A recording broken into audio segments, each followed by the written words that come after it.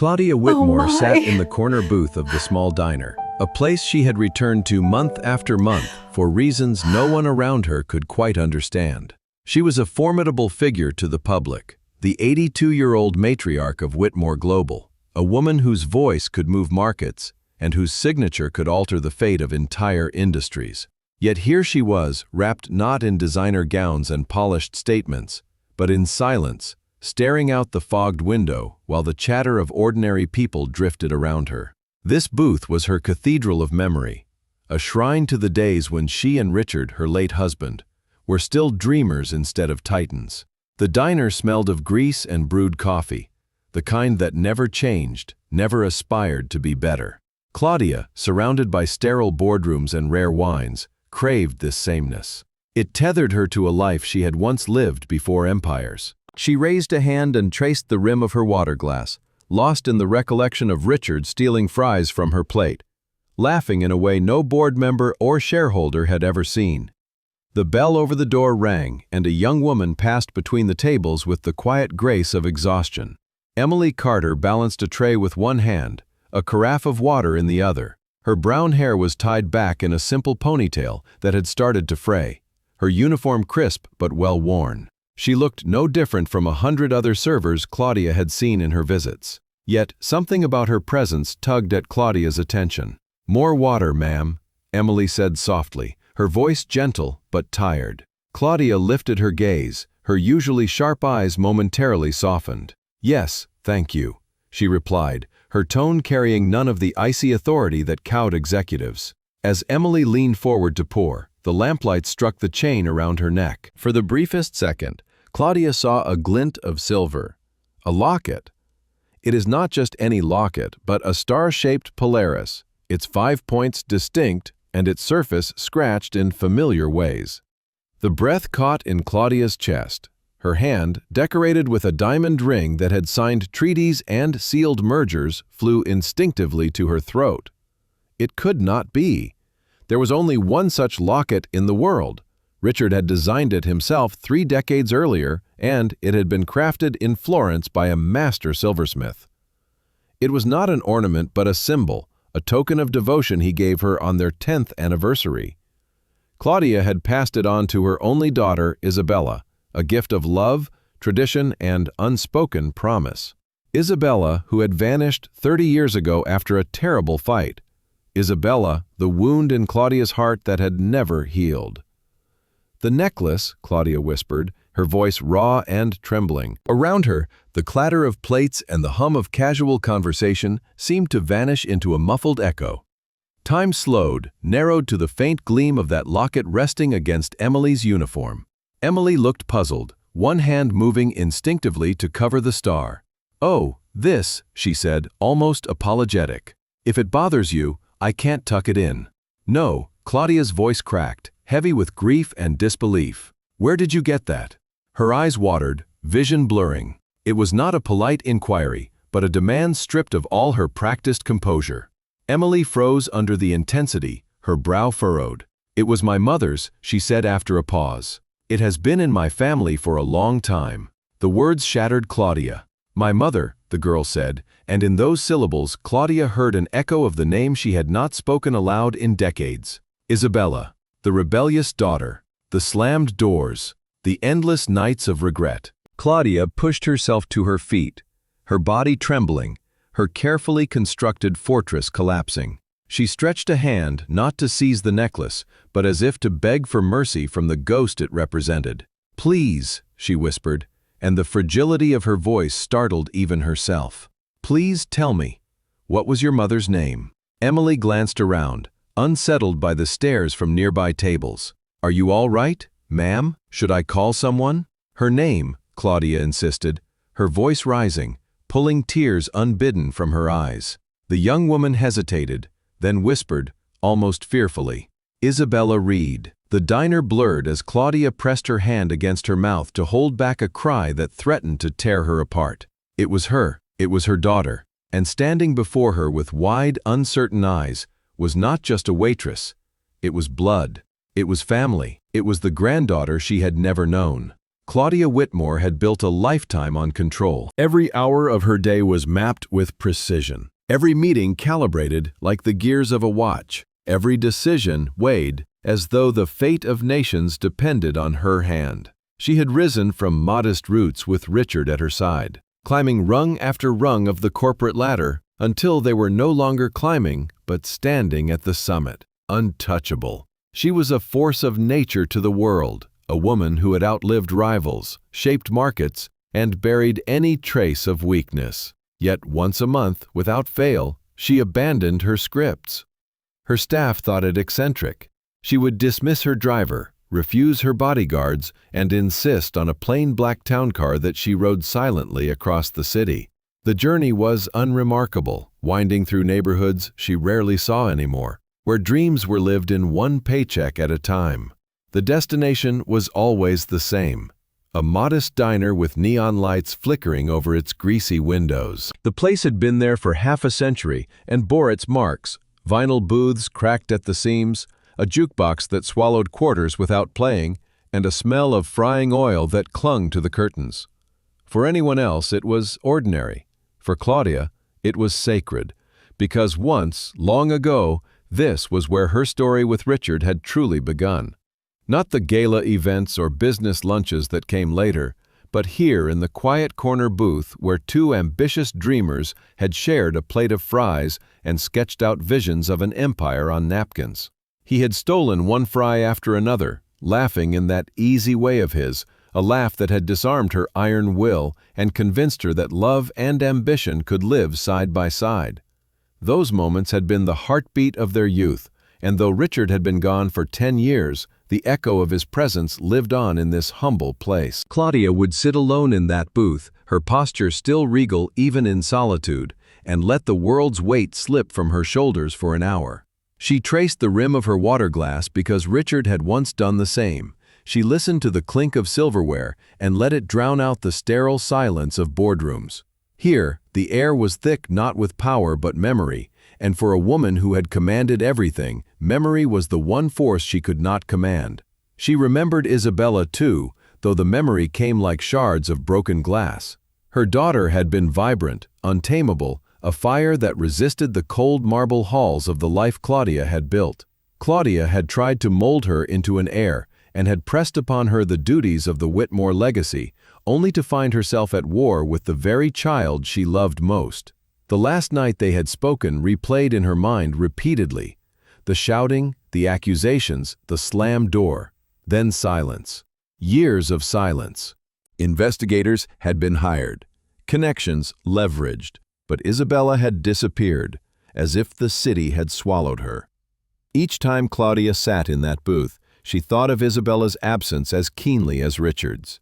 She wondered if perhaps her daughter had sat in that seat once, sketching a future with Daniel, the musician she had chosen over her mother's empire. Claudia hated him then. He was a man with no prospects, no pedigree, and nothing but love to offer her daughter. Now, with the clarity of grief, she wondered if love had been more than enough. The ritual of returning to the diner was Claudia's penance. To everyone else it was a quaint habit. To her, it was a monthly confrontation with her failures. A reminder that the empire she had fought so hard to build was also the prison that had driven away her only child. She ordered the same black and bitter coffee and sat for as long as she could bear the memories pressing in from every corner. On the night she met Emily Carter, the weight of all those rituals was already heavy on her shoulders. She had traced the rim of her glass longer than usual, drifting further back into the past. Richard's laughter seemed closer, Isabella's absence sharper. When Emily leaned in to refill her water and the silver glint of Polaris flashed in the lamplight, Claudia felt like time had folded in on her. The ritual had not brought her to memory that evening. It had brought her to a revelation. What she had believed lost forever was suddenly there in front of her, alive in the quiet dignity of a tired waitress. For the first time in decades, the ritual had broken. Instead of grieving ghosts, Claudia stared into the face of blood, legacy, and a second chance she had never imagined. The locket swung faintly on its chain. As Emily Carter shifted her weight, the the silver star catching the dim light of the diner lamp. Claudia Whitmore's heart pounded in her chest with a force that defied her 82 years. Every breath shallow, every nerve alive. The star was not simply jewelry, it was a relic, a fragment of her past torn from the deepest vault of her memory and placed unexpectedly before her. Richard had designed it. She remembered the exact day, the warmth of his hands as he pressed the velvet box into hers, the look in his eyes when he told her she was his guiding star, his Polaris. There was only one in the world. Her throat constricted as though unseen fingers pressed against it. She reached out, not to touch the necklace, but as if to beg for mercy from it. The room spun. The chatter of diners faded into a muted hum, like waves breaking far away. All that remained was Emily and the locket. The words tore from her lips, ragged and urgent, the necklace. Emily's brow furrowed. She touched the star self-consciously, her fingers covering it as though to shield it from scrutiny. "Oh, this," she said quietly. "If it's unprofessional, I can't tuck it in." "No," Claudia's voice broke like glass under strain. "Do not hide it. Tell me where you got that." Her eyes, which had cowed financiers and politicians alike, were clouded now with desperation. Emily hesitated, startled by the intensity, then said slowly, "It was my mother's. She handed it down to me. She said it had always belonged to our family." The words cracked open Claudia's chest, her mother. The phrase echoed against memories buried for 3 decades. There was only one explanation, one terrifying and impossible truth that her mind resisted even as her heart embraced. Isabella, her daughter, the lost child who had walked out with fury in her eyes and never returned. "Please," Claudia whispered, her hand trembling against the edge of the table. "Please tell me, what was your mother's name?" Emily shifted uncomfortably, glancing around at the curious stares. "Are you all right, ma'am? Should I call someone for you?" "Her name." Claudia's voice rose, a plea and a command entwined. Her name. Emily's lips parted. She hesitated, then answered with quiet reverence. "Isabella. Isabella Reed." The sound was an arrow through Claudia's heart. Her knees buckled, and she clutched at the booth to keep herself upright. A sob erupted, silent at first, then breaking free as tears traced the lines of her aged face. She pressed her hand against her mouth, stifling the raw cry of anguish that had lived in her chest for 30 years. The locket gleamed like a star fallen into the hands of a stranger. Except this stranger was no stranger at all. Emily froze, startled by the billionaire's collapse. She had seen powerful men in tailored suits bark at staff, but she had never seen one of the world's most commanding women crumble like glass. "Ma'am," she asked nervously, "are you sure you're all right?" Claudia could not answer at first. She reached instead for the locket, not touching it but pointing to it as if it held the authority of life itself. "That belonged to my daughter, my Isabella, my child who vanished." Her voice cracked, then steadied with the force of grief. "And you are her daughter." The young waitress blinked rapidly, her confusion clear. "I don't understand," she stammered. "My mother raised me alone. She said my father died in an accident before I was born." She never talked about her past. The dam of Claudia's composure burst. Decades of silence, decades of unanswered questions surged through her. Investigators had come back empty-handed. Rumors had swirled, but no truth had surfaced. She had grieved in boardrooms and charity galas, her sorrow hidden behind immaculate pearls and steel posture. And now, the truth had walked up with a water tray in the humblest places. "My God," Claudia murmured, lowering herself back into the booth with trembling limbs. "All these years, all these wasted years." She looked at Emily as though memorizing every detail. The tired eyes, the calloused hands, the flicker of fire in her gaze like Isabella's. The waitress was bewildered, caught between sympathy and fear. She had served thousands of customers, but none had stared at her as though she were both salvation and damnation. "Ma'am, I really don't know what you're saying. I'm just trying to finish my shift." Claudia shook her head fiercely. "You are not just a waitress. You are my blood, my granddaughter." The words hung like thunder, shaking the foundation of Emily's reality. Her life had been paycheck to paycheck, her world defined by exhaustion and survival. And now, in a moment, a powerful woman claimed her as kin. She clutched the necklace instinctively, suddenly aware that the piece of silver she had worn all her life was more than a keepsake. It was a key. A key that had just unlocked a vault of grief, betrayal, and revelation. In that diner booth, under the glow of a flickering lamp, two worlds collided: the empire of Claudia Whitmore and the humble existence of Emily Carter. Between them hung the Polaris Locket, gleaming like destiny itself. The ride from the diner to the Whitmore estate was unlike any journey Emily Carter had ever taken. She had slipped into the leather seat of a Rolls-Royce Phantom, a car so immaculate it looked less like transportation and more like a shrine to wealth. She felt misplaced, clutching her worn purse against her chest, staring out at the glittering city as though she might vanish from it at any moment. Beside her, Claudia Whitmore sat rigid, her posture betraying the storm roiling beneath her calm exterior. Her eyes, red-rimmed yet unyielding, gazed at the passing skyline not as landmarks but as shadows of memory. Neither spoke at first. The silence was thick, heavy with revelation. Emily's hands fidgeted with the strap of her purse. She wanted to ask 1,000 questions, but every glance at Claudia's profile tightened her throat.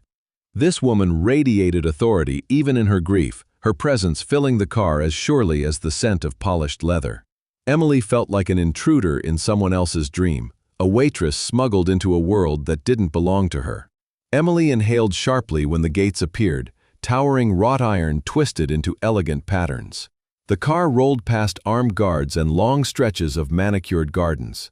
It was another universe, one built on stone and legacy, where each tree looked pruned to perfection, and each light cast its glow with purpose. By the time the mansion revealed itself, sprawling across the hill like a fortress disguised as art, Emily's disbelief had tipped into awe. Claudia broke the silence. "This is your family's home," she said softly, almost to herself. Emily turned to her, startled. Home was a rented apartment with creaking pipes and peeling wallpaper, not this cathedral of marble and glass. She wanted to protest, to laugh, but the words caught in her throat. Instead, she stared at the massive front doors as the car stopped. A butler in a perfectly pressed uniform appeared, his composure unshaken even as he saw his employer's disheveled state. Charles had served the Whitmores for 4 decades, a sentinel of loyalty and discretion. His eyes, usually detached, betrayed a flicker of concern when they landed on Claudia. "Mrs. Whitmore, is everything all right?" he asked in a low, steady voice. "Everything has changed," Claudia replied, her tone deliberate, weighty with meaning. "Prepare the library, Charles. Tea for 2. Emily followed Claudia through the grand entrance. The air was cool and perfumed with the faint scent of roses and old books.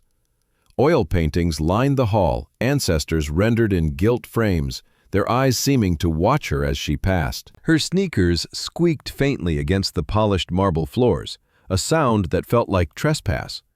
The library swallowed her whole when she stepped inside. It was vast, its walls covered from floor to ceiling with books bound in leather, ladders on rails waiting to ferry readers to unreachable heights. A fire smoldered in a grand stone hearth beneath a portrait of a handsome man with laughing eyes. Claudia's gaze lingered on that portrait. "Richard," she whispered, as if introducing Emily to him across the gulf of death. "Please sit," Claudia said, lowering herself into a deep armchair. Emily perched on the edge of a stiff-backed chair opposite, her posture defensive, her bag still clutched tightly. She wanted to disappear into the room's shadows, to retreat from the weight of expectation pressing down on her. Emily's voice trembled as she finally spoke. "Mrs. Whitmore, I don't understand what's happening. Why are you saying these things to me?" Claudia leaned forward, her hands clasped tightly in her lap. "That necklace you wear, the Polaris Locket, my husband had it made for me. There is only one in the world. I gave it to my daughter, Isabella, when she turned 22. Her voice faltered. "That was the last time I saw her." Emily instinctively reached for the locket. "My mother told me never to open it. She said it would only bring questions I wasn't ready for." Claudia's eyes glistened. "Open it," she urged, her tone raw, unguarded. "Please, child." With hesitant fingers, Emily found the nearly invisible clasp. A faint click sounded as the locket opened. Inside, one side held a faded photograph of a laughing couple, young and alive. Emily recognized Claudia instantly, her features softened by youth, her eyes alight with joy. Beside her was Richard, his smile radiating warmth. On the other side, an inscription shimmered faintly in delicate script. "To my Polaris forever, my guide, R.W." Emily's breath caught. The truth pressed down on her chest like a tidal wave. She looked up at Claudia, staring at the open locket with tears streaming freely down her cheeks. "He always said I was his Polaris," Claudia whispered, "his fixed star, the anchor of his universe. 31 years ago, I gave that locket to my Isabella," her voice broke, "and tonight I see it around your neck." Emily closed the locket with trembling hands. "My mother never told me the truth," she said quietly. "She always said she was alone. My father died before I was born." Claudia's eyes widened, a storm gathering. "Daniel," she murmured. "She chose love and I decided on pride. And in that choice, I lost her." The two women sat in silence, the gulf of decades stretching between them yet bridged by a silver star. Emily's life had been rewritten in an hour. Claudia's fortress of composure had collapsed into raw grief and fragile hope. The fire in the hearth crackled softly, as though bearing witness to the impossible reunion. Then, trembling but resolutely, Claudia whispered, "You are Isabella's daughter, my granddaughter." Emily's world tilted again, the truth settling like an earthquake in her chest. She clutched the locket tightly, the weight of inheritance and identity pressing down. Her past and future collided in the library of a mansion she had never imagined entering, leaving her breathless in the shadow of revelation. The firelight in the library danced across Claudia Whitmore's lined face as she leaned back into the armchair, her hands gripping the carved wooden arms as though they alone anchored her to the present. Emily Carter sat stiffly across from her, the Polaris locket now closed against her chest, its weight heavier than ever. The silence stretched between them until it seemed unbearable, and then Claudia spoke. 31 years ago, she began, her voice fragile but steady. "I had a daughter named Isabella, my only daughter, my everything." Claudia's eyes softened as though she could still see the young woman in the flames. Isabella was fire and light, artistic, restless, brilliant. But she was also defiant. She wanted freedom, and I tried to cage her. Emily's pulse quickened. Her mother had always been quiet, careful with her words. Her past a locked room Emily had never been invited into. She leaned forward, her breath shallow, afraid of the truths she might hear. Claudia continued. Her world collided with mine when she met a man named Daniel Reed, a musician, gentle, kind, but poor. He had nothing, no prospects, no legacy. To me, he was a risk. To her, he was everything. I forbade it. I told her she deserved security, not struggle. But she loved him. Her voice cracked, filled with shame. She chose him over me. Emily closed her eyes, remembering fragments of her childhood. Sketches littered across tables. Lullabies hummed softly in the dark, her mother's hands stained with paint. She had known love, yes, but also loneliness. And now, hearing Claudia's confession, she understood why that loneliness had always hovered over Isabella like a ghost. "The fight was terrible," Claudia whispered, her knuckles whitening. "Isabella told me I knew only contracts, not love." She packed a bag and walked out. I thought she would return within days, but she never did. We searched. We hired investigators. It was as though the earth had swallowed her. Richard died, never knowing what happened to her. Claudia's voice broke, her words dissolving into silence. Emily's throat burned, as if her own grief had fused with her grandmother's. "My mother raised me alone," she said softly. "She told me my father died in a car crash before I was born. She never spoke of you. She never even hinted at this. She always said her family was gone." Claudia's gaze snapped to her. "And now I know why. She thought she had lost us. Or perhaps she believed I had abandoned her." She shook her head slowly, a tear sliding down her cheek. "I never stopped waiting for her to come home." The fire crackled, its warmth unable to thaw the decades of sorrow weighing on them. Emily reached for the locket again, her fingers brushing the clasp.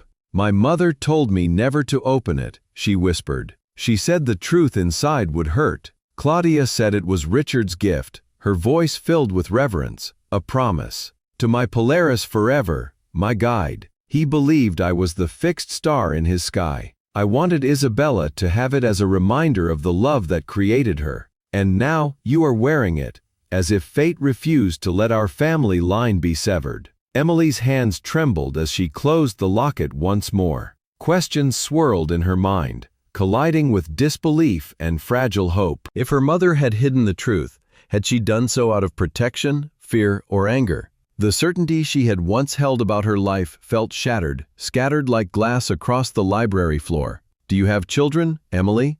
Claudia asked suddenly, her voice hushed but insistent.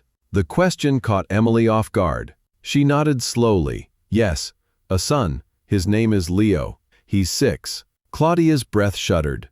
"A great-grandson. My God."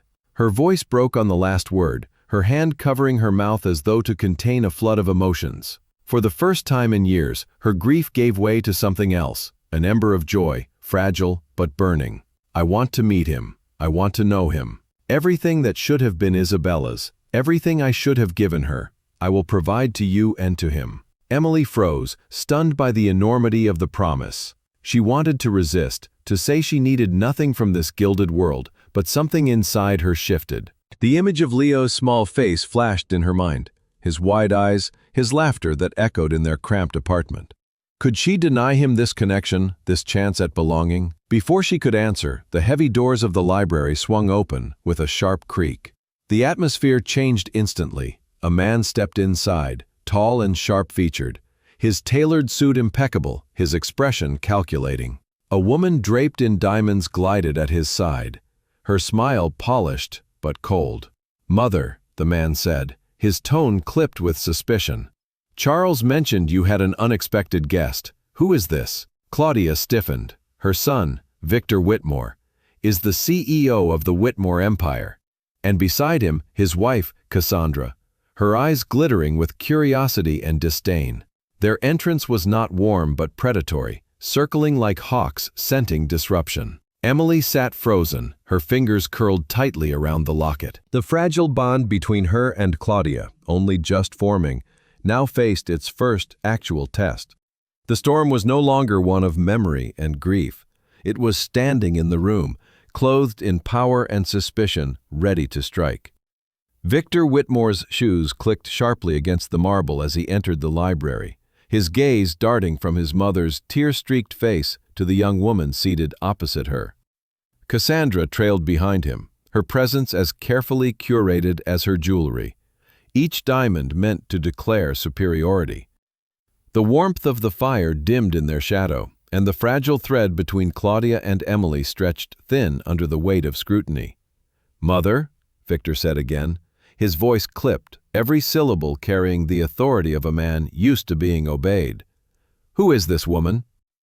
Claudia straightened, the matriarch reasserting itself through her grief.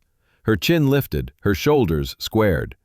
"Victor, Cassandra, this is Emily Reed. She is Isabella's daughter." The words landed like a grenade. For a heartbeat, silence reigned. Then Cassandra let out a short laugh, smooth as silk, but sharpened with venom. "Isabella's daughter? After 3 decades? How convenient." Victor's jaw tightened, disbelief hardening into cynicism. Isabella has been gone for 30 years. No trace, no word, and now a waitress appears out of nowhere with a story and a necklace. He gestured dismissively toward Emily, his tone laced with derision.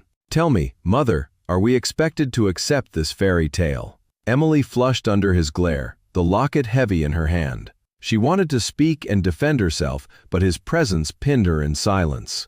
Claudia's eyes narrowed. "This is not a fairy tale. She wears the Polaris locket, the very one Richard gave to me, and I gave to Isabella. You know as well as I do that it is unique." Cassandra stepped closer, her diamonds catching the light, her eyes sharp with calculation.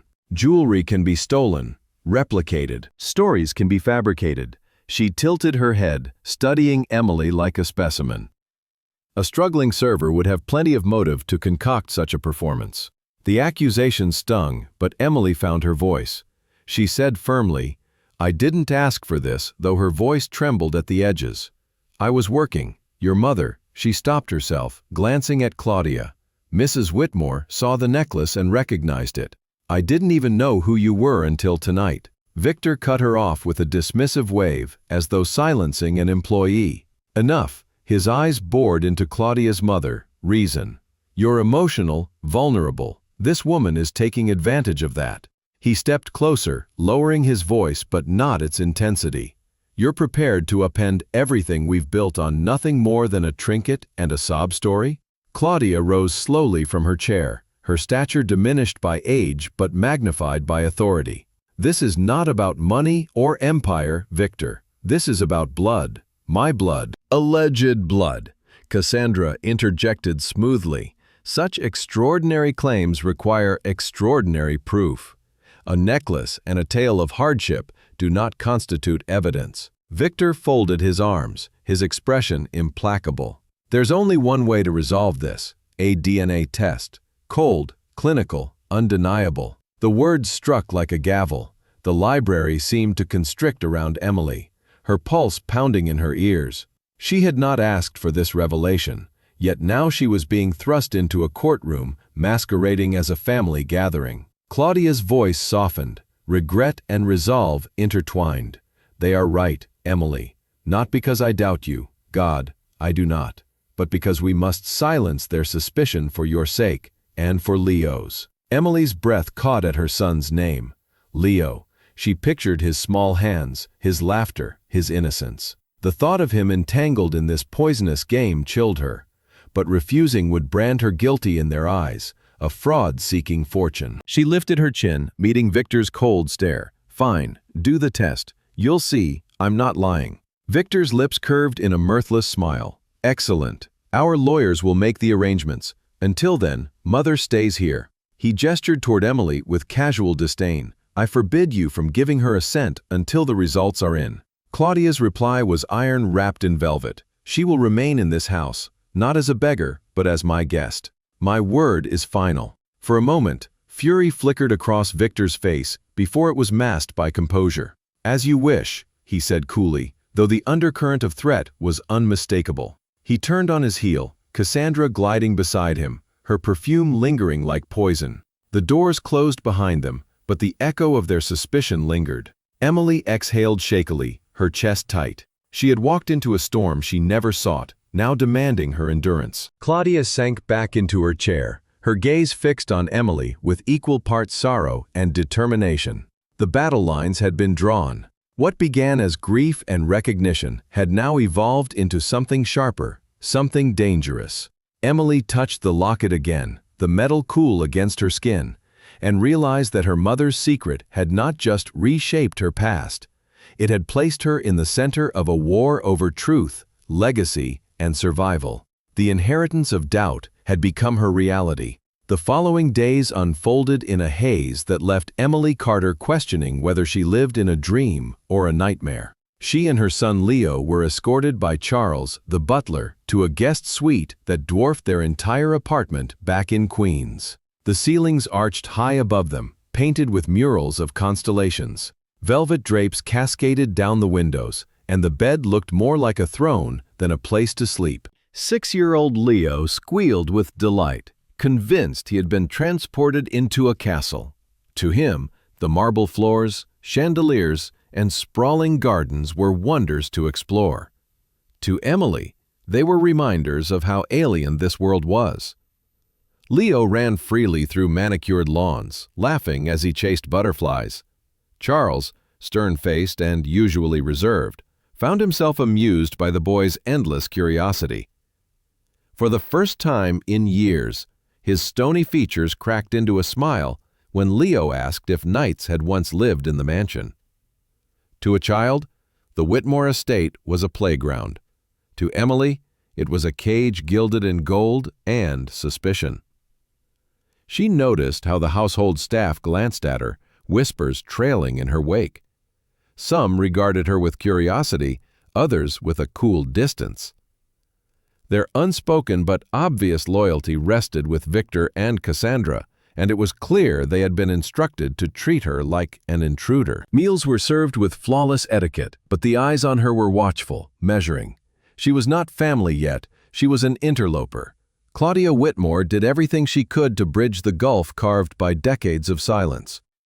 She spent hours with Emily, unfolding dusty photo albums filled with images of Isabella as a child. The photographs revealed a side of Emily's mother she had never known. A girl laughing with paint smeared on her cheek, a teenager clutching a violin, a young woman with eyes filled with fire and defiance. Claudia's voice cracked with regret as she confessed how she had stifled that spirit, pushing Isabella toward a life of cold practicality rather than nurturing her gift. "Your mother loved to paint," Claudia whispered one afternoon, her gloved hand trembling as she traced an old photo. She could find beauty in anything, a cracked sidewalk, a dying flower. But I was blind. I tried to mold her into me, and in doing so, I smothered what made her unique. Emily listened in silence, her heart torn between anger and pity. She saw the regret in Claudia's eyes, the weight of decades pressing down on her shoulders. For the first time, Emily began to feel the stirrings of a fragile bond. Yet doubt lingered, seeded by the venom Victor and Cassandra had sown. Victor, meanwhile, prowled the halls of the mansion like a predator circling his prey. His eyes followed Emily whenever they crossed paths, assessing, dissecting, and waiting for a misstep. To him, she was not a granddaughter, but a threat to be neutralized. Cassandra was subtler, her venom disguised in silk smiles. She approached Emily one afternoon in the garden, her words dripping with honey but carrying the sting of a knife. "You and your son seem to have adjusted well," Cassandra purred, her diamond earrings catching the sunlight. "Leo adores the grounds. He believes this is a castle." Emily replied cautiously, unwilling to rise to the bait. Cassandra leaned closer, her smile fixed but her eyes cold. "Children love shiny things, and you, my dear, have stumbled into the shiniest toy." Emily stiffened, sensing the shift beneath Cassandra's words. Cassandra's voice dropped, silky and lethal. "A word of advice. Take a settlement. Claudia will give you enough to vanish, a few million, enough to secure your future and your son's. Take it and disappear before this becomes unbearable." Emily stared at her, horrified. "I am not here for money. This is about my grandmother." Cassandra's laugh was sharp, ugly, echoing across the rose garden. "Oh, you poor, naive girl. You think this is about love and family. It is about power, about legacy. And you have no idea what kind of war you've walked into." She turned, her gown sweeping behind her, leaving Emily with a hollow dread lodged deep in her chest. Inside the mansion, time crawled forward. Every hour was heavy with tension. The staff spoke less in her presence. The walls themselves seemed to listen. The DNA test loomed like an executioner's blade, its results capable of ending doubt, or igniting a greater firestorm. At night, Emily lay awake in the vast bed, listening to the silence of the estate. She thought of her tiny apartment, of the nights she comforted Leo through sickness with nothing but her arms and her will. That world was simple, harsh, but it was hers. This world was treacherous, filled with smiling enemies and invisible traps. Leo slept peacefully beside her, clutching the teddy bear Claudia had given him. Emily brushed his hair back and whispered, "I must survive this for him." The gilded cage glistened all around her, but she knew that behind its polished walls lurked fangs and venom. The mansion was no home, it was an arena, and Emily was being tested, measured, and prepared for a battle she never wanted but could not escape. The mansion pulsed with a quiet tension, every corridor humming with the weight of unspoken doubts. Emily Carter could feel it in the way the servants paused mid-stride when she passed, in the hushed whispers that stopped when she entered a room, in the ever-present eyes of Victor and Cassandra, watching her like hawks circling above prey. The grandeur of the Whitmore estate, with its marble staircases and gilded chandeliers, no longer seemed majestic to her. It was oppressive, a constant reminder that she was being judged, measured, and perhaps prepared for removal. Victor retreated often to his study, pacing like a general awaiting the outcome of a siege. He knew the DNA test would soon arrive, but waiting was intolerable to a man accustomed to control. Cassandra fed his anxiety with venomous whispers. "You can't just sit back," she told him one evening, her reflection shimmering in the glass of a brandy decanter. "If the test proves she is blood, everything changes. Mother's loyalty will shift. Our legacy, our inheritance, all of it could vanish into her hands." Victor slammed his fist against the desk, the sound cracking through the silence. "Then we cannot wait. We must discredit her before the results arrive." He spoke with the cold efficiency of a strategist, each word sharpened into resolve. Cassandra's lips curled into a smile that did not reach her eyes. "I know someone, a man who digs where others cannot. Robert Sterling. He finds secrets, and if he doesn't find them, he creates them." Meanwhile, Emily clung to normalcy in the only way she could. She spent her days with Leo in the gardens, watching him chase after dragonflies, and laugh as Charles, the ever-loyal butler, indulged his childish questions. Charles softened in those moments, revealing a warmth that had long been hidden beneath layers of formality.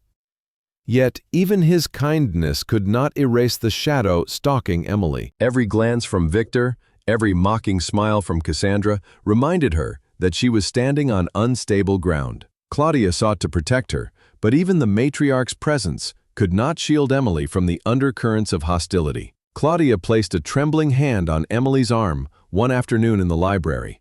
"My dear, I know this is overwhelming, but you must endure.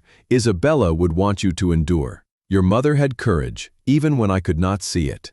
Emily swallowed hard, her throat tight. She wanted to believe Claudia's words, but doubt gnawed at her. Could blood truly outweigh suspicion? Could a bond formed in days compete with Victor's decades of control?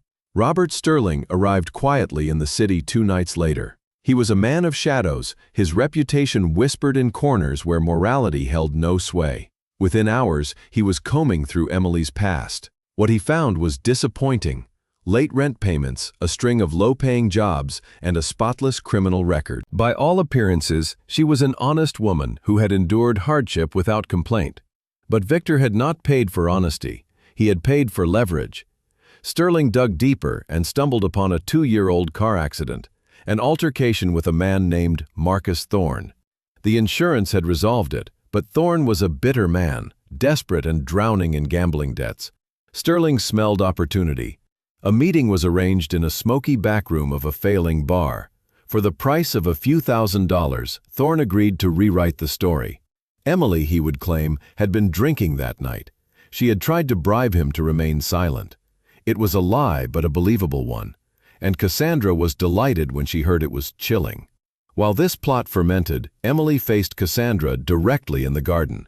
The woman's smile was poison masked as grace. "You should take the settlement," Cassandra whispered, her breath scented with expensive wine. "Claudia will pay you to vanish. Think of your boy. He could live comfortably, free of all this. Take the money and disappear." Emily stiffened, her hands curling into fists. "I'm not here for money. I'm here because she is my grandmother." Cassandra's laughter rang through the roses, sharp and cruel. "You naive child. You think this is about love. This is about power. You have no idea what you are walking into." That night, Emily lay awake beside her sleeping son, the words replaying. She thought of her tiny apartment, her struggles, her mother's quiet sadness. And then she thought of the looming test, the whispered threats, and the shadows gathering around her. She had entered a war she never asked for, but one she could no longer escape. The Whitmore mansion, with all its glittering opulence, was no sanctuary. It was a battlefield, its halls echoing with schemes and suspicion. And somewhere in the shadows, her enemies were preparing the first strike. The day of reckoning arrived with a weight that seemed to press down on every corner of the Whitmore estate. The morning air hung thick and unmoving, as though the mansion was holding its breath. Emily Carter awoke early, her stomach knotted with dread. Beside her, Leo slept soundly, clutching the stuffed bear Claudia had given him. She watched his slight chest rise and fall, and whispered a silent promise to protect him no matter what the day would bring. Downstairs, the atmosphere was charged with anticipation. Servants moved briskly but spoke in hushed tones, as though a word too loud might break the fragile balance. Victor Whitmore paced the marble foyer, his jaw clenched, his every step echoing like a war drum.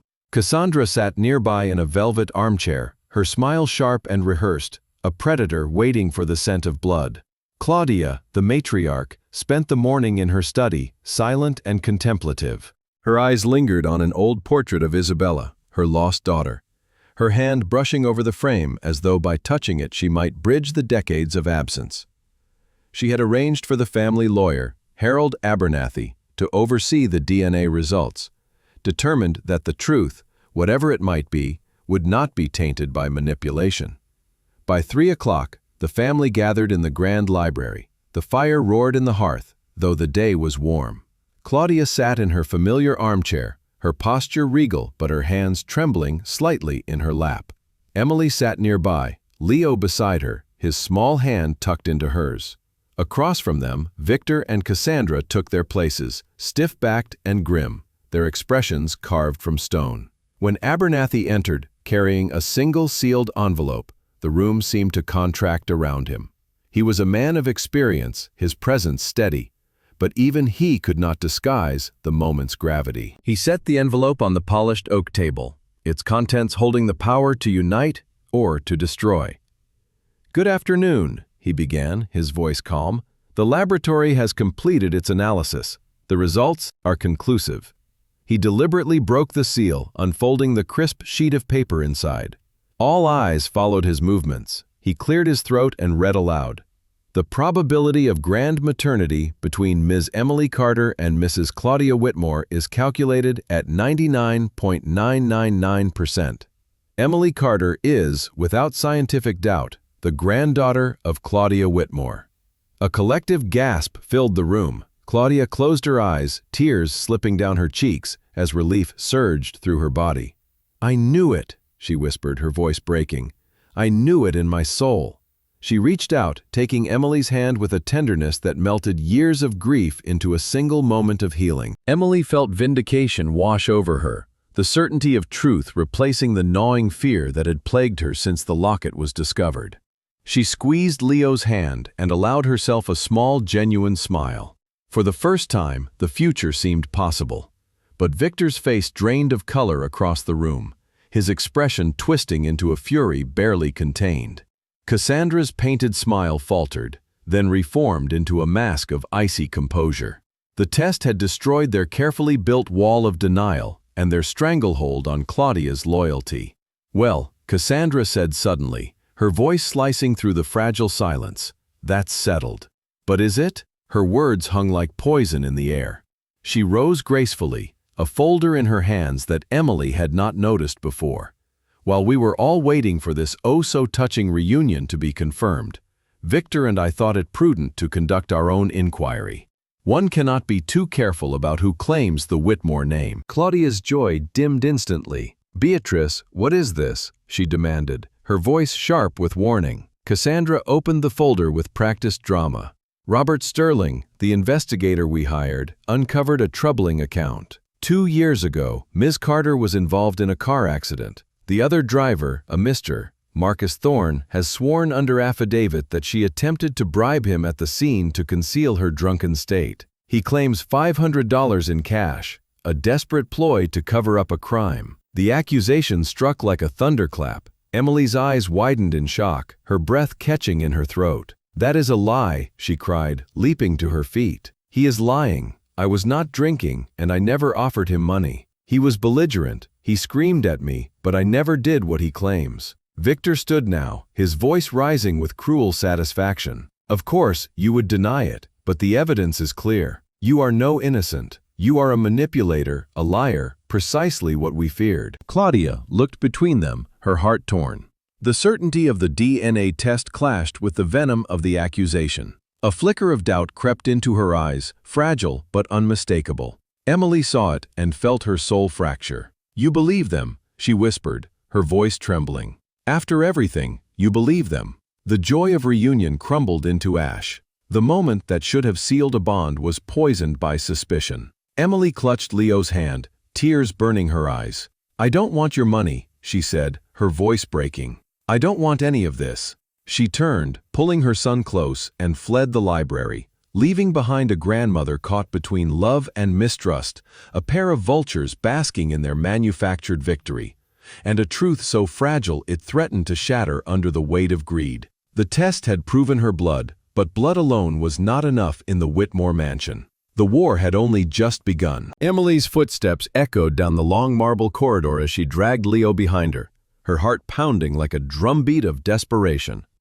Tears blurred her vision, and the grandeur of the Whitmore mansion warped into something suffocating, a labyrinth designed to trap rather than shelter.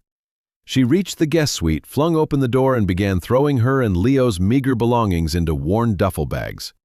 Leo clutched his teddy bear, confusion clouding his young face as he watched his mother unravel. "We're going home, sweetie," Emily whispered, though her voice cracked under the weight of her pain. "Back to where we belong." She could endure the poverty, the endless shifts at the diner, the sleepless nights worrying about rent. What she could not endure was being treated as a liar, a parasite, an enemy in a house that claimed to be her blood. As she made one final sweep of the room, her eyes fell on a battered cardboard box on the closet's top shelf. She had brought it from her apartment, though she had avoided opening it for years. It contained the last remnants of her mother's life, paintbrushes, sketchbooks, and fragments of a past too painful to examine. Something inside compelled her to reach for it now. Her trembling hands pulled it down, dust rising as if the box had been waiting. She opened it slowly. At the top lay Isabella's paint-stained journals, the edges worn, the pages filled with colorful ink swirls and sketches of wildflowers. Beneath them, tied with a faded blue ribbon, was a bundle of letters. Emily froze. Her mother's handwriting danced across the envelopes in graceful curves. To Mrs. Claudia Whitmore, Vance Estate, New York. None had been sent. The postmarks dated back 3 decades. Her breath caught as she untied the ribbon and unfolded the first letter. "Dearest Mother, I hope this letter finds you. I am so sorry for the things I said. I was angry, but I never stopped loving you. Daniel and I are struggling, but we are happy. I wish you could meet him. Please, Mother, talk to me." Emily's eyes blurred with tears. Her mother had tried to reconcile and had reached out again and again. She had not abandoned her family. She had been reaching for them all along. She opened another letter, this one written months later. "Mother, something extraordinary has happened. I am pregnant. You are going to be a grandmother. I hope this news softens your heart. We want our child to know you. I have left messages with Julian's assistant. Has he not passed them on? Please, Mother, call me." Emily's heart stopped at the mention of Julian. She tore through the rest of the letters with frantic hands. They told a story of desperation, calls unanswered, and pleas ignored. Then came the final letter, stained with age and grief. "Mother, Daniel is gone. He died this morning. I am 7 months pregnant, and I have nothing left. I called again today, but Julian answered. He told me you wanted nothing to do with me, that I was disowned, that I should never contact you again. My heart is broken beyond repair. I will raise this child alone. Goodbye. Your daughter, Isabella." The letter fell from Emily's trembling fingers, the truth crashing over her like a tidal wave. It had not been fate or silence that kept Isabella away. It had been a betrayal. Julian had intercepted the calls, twisted the truth, and severed the bond between mother and daughter. He had condemned Isabella to a life of hardship and Claudia to decades of grief. At that moment, the door to the suite burst open. Claudia stood there, her chest heaving, her eyes frantic. "Emily, please, don't go," she pleaded, her voice raw with urgency. "I was wrong to doubt you. Please, let us fix this." Her words faltered as her gaze fell to the letters scattered across the bed. Slowly, she picked one up, her hands trembling. She read the words aloud, her voice breaking with each line. She read about Daniel, about the pregnancy, about the calls, but her world shattered when she reached the part about Julian's deception. "He told me you disowned me. He said I was no longer your daughter." Claudia's knees buckled, and she sank into the nearest chair, clutching the letter to her chest as a guttural cry of anguish escaped her lips. Emily watched silently, her grief mingling with rage. The betrayal was not just against Isabella, but against them all.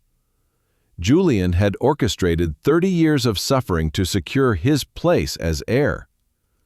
Claudia rose, her face transformed from sorrow into incandescent fury. The tears dried in her eyes, replaced by a fire that burned with righteous rage. She clutched the final letter like a blade and turned toward the hall. "He will answer for this," she whispered, her voice trembling not with fear, but with deadly resolve. Emily followed, her heart pounding, knowing that what came next would not be a plea for understanding, but a reckoning. The grand halls of the Whitmore mansion seemed to darken around them as they marched forward, grandmother and granddaughter united, not only by blood, but by the searing truth of betrayal finally unearthed. The main hall of the Whitmore mansion glistened under the light of crystal chandeliers, its marble floors polished to a mirror sheen. But the grandeur could not mask the storm brewing within its walls. Claudia Whitmore strode across the expanse with fire in her eyes, the final letter clutched tightly in her hand. Emily followed close behind, her pulse hammering with dread and anticipation. Together, they were no longer two fractured souls, but a force of truth barreling toward justice. Victor and Cassandra lingered near the sweeping staircase, their postures smug, as though they had already triumphed. Cassandra's jeweled hand rested lightly on Victor's arm, her lips curved into a satisfied smirk. They had expected Emily to be gone by now, disgraced and forgotten. Instead, they were about to face the ghost they had desperately tried to bury. Claudia stopped just a few feet from her son, her entire frame trembling with controlled fury. When it came, her voice was quiet, but sharp enough to slice through the silence. "You," she held the letter aloft like a weapon. "You did this. You let your sister suffer. You let her die alone." Victor's smirk faltered, his face draining of color. For a moment, he looked like a boy caught in a lie, but then his mask of control snapped back into place.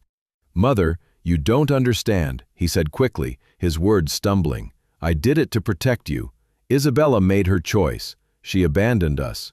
I only did what was necessary." "Necessary?" Claudia's voice rose, echoing through the vaulted chamber like thunder. "Necessary was love. Necessary was compassion. You condemned your sister to exile, and you condemned me to 30 years of grief." Her voice broke, raw pain mingling with fury. "You destroyed this family for money and power." Emily stood to the side, her fists clenched, her heart aching for her grandmother. Cassandra, however, stepped forward, her diamond earrings glittering cruelly in the light. "Now, Claudia, let's not turn this into melodrama," she cooed, her tone saccharine. "Letters can be forged, stories can be twisted. Are you going to throw away your empire because of a box of old papers?" The contempt in her words sent a ripple of outrage through Emily. "They are not just papers," she said firmly, her voice rising with conviction. "They are my mother's voice, her truth, a truth your husband buried so he could climb higher on the ashes of his own sister." Victor's eyes darkened as he turned on Emily, his temper breaking through his polished exterior. "You think you can stand in this house and accuse me? You, a diner waitress? A nobody who stumbled into our lives with a trinket and a sob story?" His words dripped with venom, but his rage only betrayed his guilt.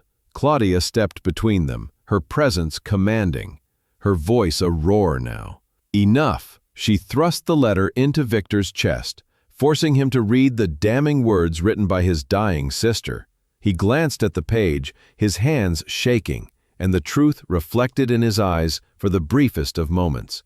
Panic, naked and raw. Claudia said you let her believe I disowned her, tears streaming down her face. You told her I never wanted her again. She clutched her chest as though the pain might crush her. You killed her spirit long before her body failed. Cassandra tightened her grip on Victor's arm, whispering urgently, Deny it. Tell her it's not true. But the damage was already done. The butler Charles had entered quietly during the confrontation, and now he stood in the doorway, his stern face etched with sorrow. He had heard enough. "Madam, I was there," Charles said solemnly. "I remember those calls. I remember her voice, and I remember Victor's orders that no messages would be passed on." His voice was calm but struck like a gavel in a courtroom, sealing Victor's fate. Claudia's fury exploded into action. She raised her trembling hand and struck her son across the face with a sound that cracked through the hall like a gunshot. The slap echoed, a final severing blow. "You are no son of mine," she declared, her voice shaking but resolute. "You are a monster." Victor staggered back, his composure crumbling as he clutched his reddening cheek. Cassandra gasped, her mask of superiority cracking into fear. Claudia turned her gaze on them both, her eyes blazing.